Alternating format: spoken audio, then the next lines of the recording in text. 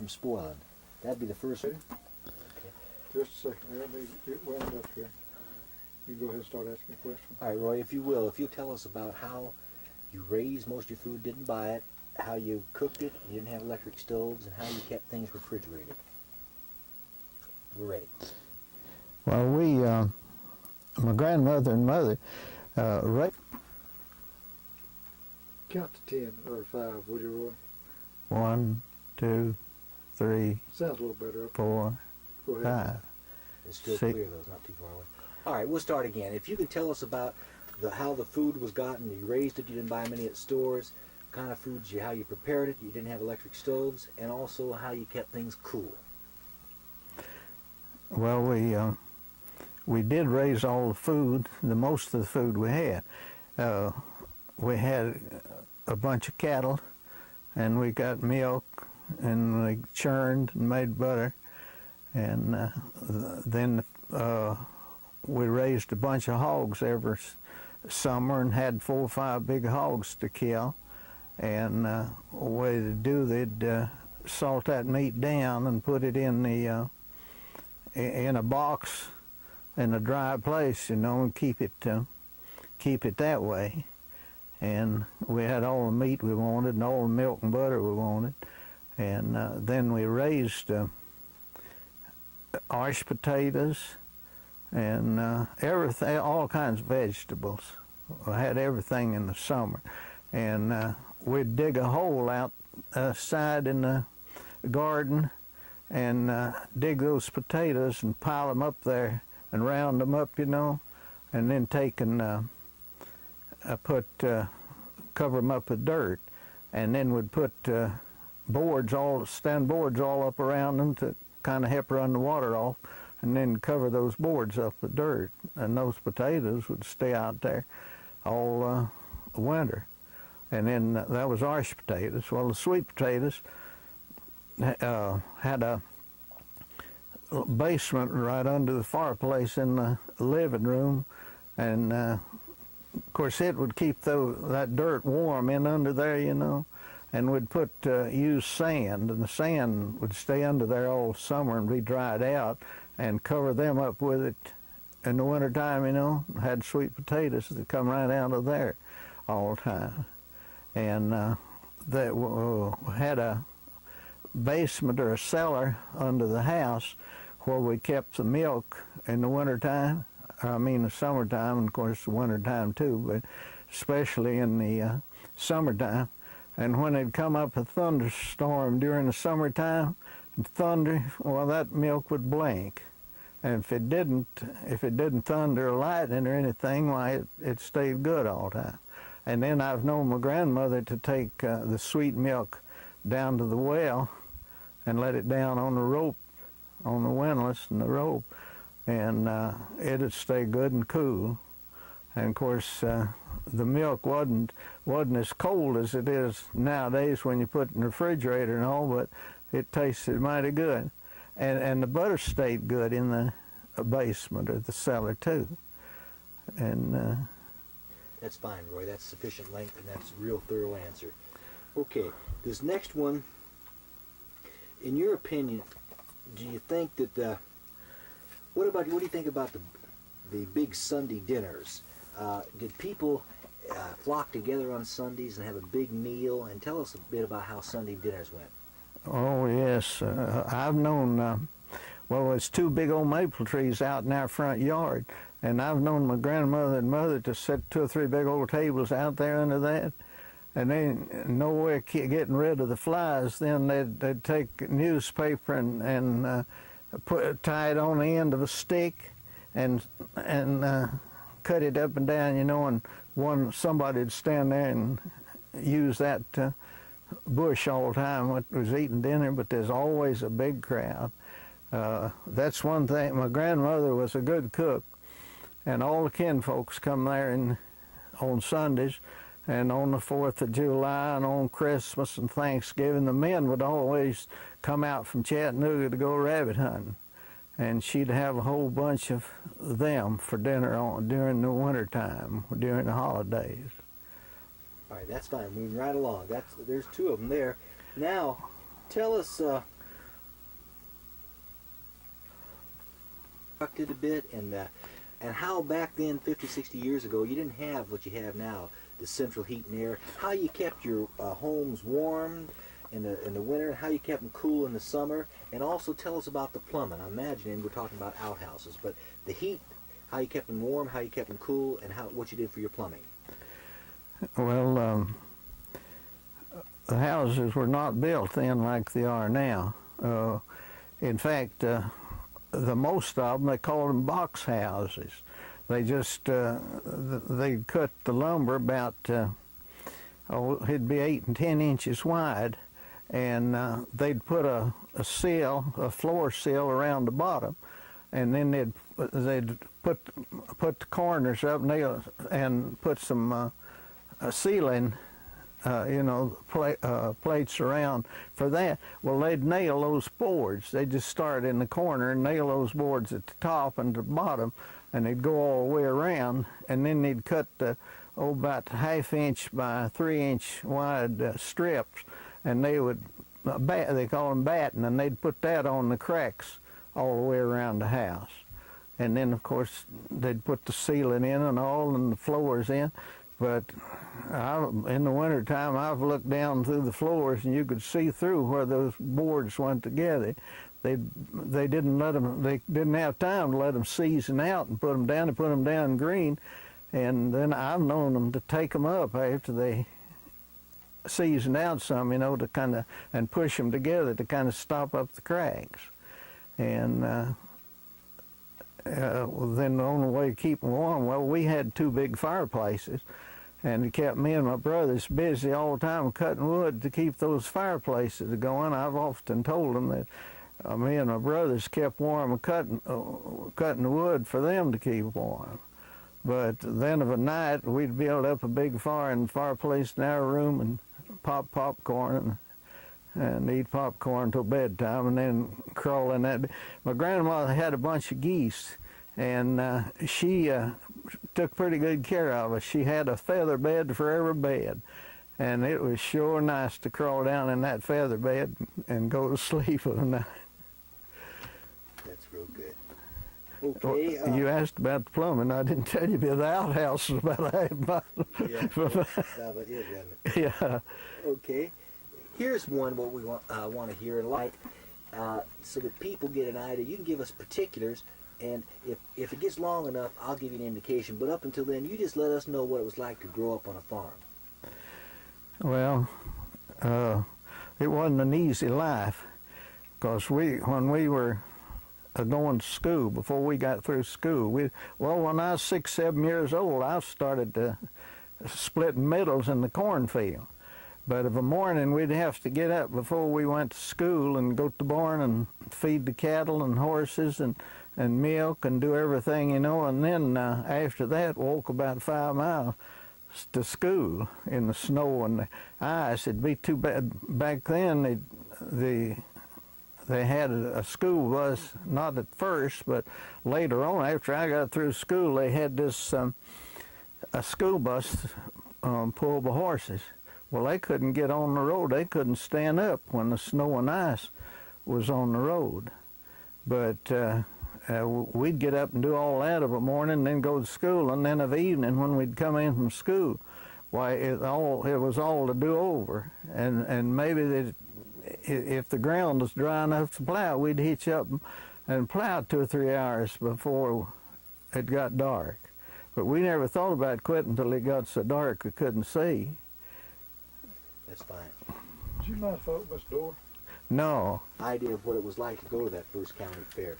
It'll be just a second here. Go ahead. Well, we had a 4-H club back then, corn club. We'd raise an acre of corn, and so we'd raise pumpkins in it too. I remember I got the prize for the biggest pumpkin one year at $1. And anyway, they give some of us a trip to the fair, a free trip down there, and they had tents up on the fairground, and the Boy Scouts looked after the tents, and our cooking they fixed for us, and took care of us. And so I got the trip, and another boy from Sail Creek, and we stayed in the same tent, little tent together down there, and we had to be in that tent at 10 o'clock of the night. And so one night, I know we'd gone in and gone to bed, and so some fella come and pecked on the tent, and he wanted to know if Roy Adams was in there. And this fellow said, well, I think so, I'll see. And so he stuck his head in there, and instead of asking for Roy Adams, he asked if Carl Adams was there, and that was my brother, and that was just to throw me off that much more, you know. And so I said, no, but Roy Adams in here. And he said, oh, well, wait, let me see. So he went back out and talking, and he come back, and he said, well, get up, you're going to have to go to jail. And I said, go to jail? What's wrong?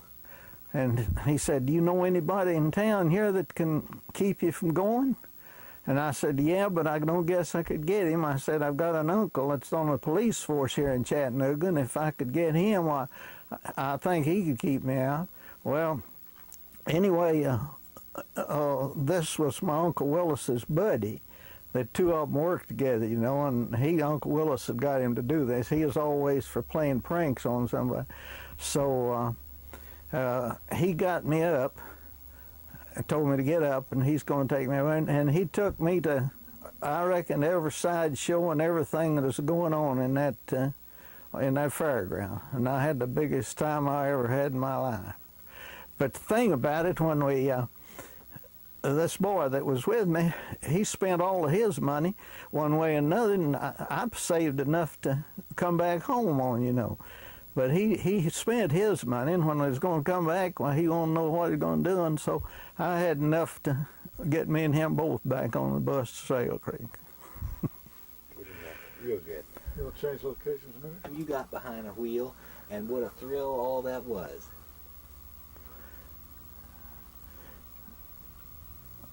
Well, I remember, let me ask you, I remember when we lived down there at home, the first time the two cars met in the lane down there. And what a thrill that was to us. We stood there and watched. And the lane was so narrow that they couldn't pass up by our house, and they stopped down below the house. And that's the way they do for a long time until they widen out the road. Is that something like that? Okay, yeah, that was fine, just like that. Now, I'll tell you what, we can do it again. You can tell me that same story and then tie into also the first time you got behind the wheel and what a thrill that was. Well, I remember. Well, I remember when the first cars come by our house down there, because, well, they're mostly Model T Fords till one of the fellows that had a peach orchard and got a pretty good little batch out of his peaches, and he bought him a Dodge, and we were all excited about that one. And then I remember when the fella right on just on past him bought him a Buick, and but the Model Ts were about the first thing, and they were well, I think that the first one that we got, I believe it was seemed like it's $375 for it now, but it was cheap, all right. And I never had driven a car, and I walked from the top of the Black Oak Ridge up over to Graysville and got a ride on to Dayton. We was getting it from a fellow up there at Dayton, and so I didn't know what to do, but he showed me all there was to know about it, you know. So I had a fellow with me that had driven one, but I wasn't going to let him drive that car back home.